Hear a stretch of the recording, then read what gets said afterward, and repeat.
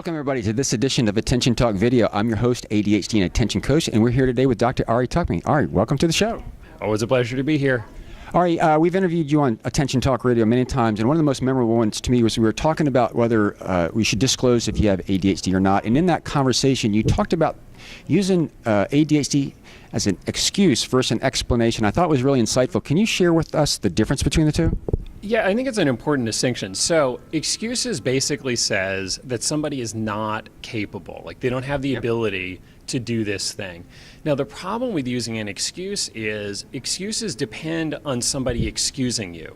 So the onus, the responsibility, the kind of generosity of the other person. And that's fine if they're willing to do it. The problem is it limits you then to those people who are willing to buy the excuse.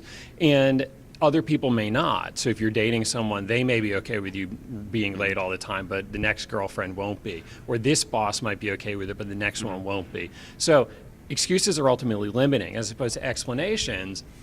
Explanations help you understand why it's happening. So if you're someone who has trouble running late, just as one example, if you have ADHD, folks with ADHD have trouble tracking time, they're less aware of time, they get interrupted, they lose track.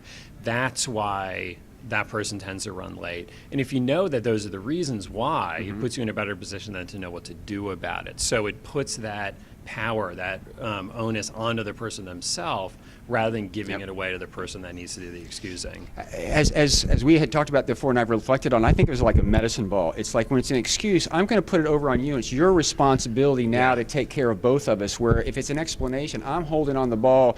You don't have to take on the burden. I'm going to do it. But I think it really changes the conversation. And at the same vein, if you use it as an excuse and somebody's willing to take it, the question is how long are they willing to do that? And so I think if you say it's an explanation, I'm taking the ownership of it, it really takes some of the pressure off, but still explains what's going on.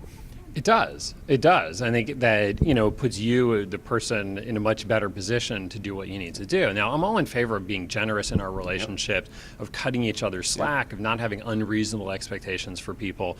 So, certainly that. I mean, I'm not advocating against it, but the person with ADHD needs to be the one working at least as hard as the other people, or the person with whatever it is that we're talking about. And I think today's topic is really just be mindful of it and catch yourself, and you can go very far using it as an explanation and not be so much of a burden. So, Ari, welcome. Thank you for coming on the show. Always a pleasure.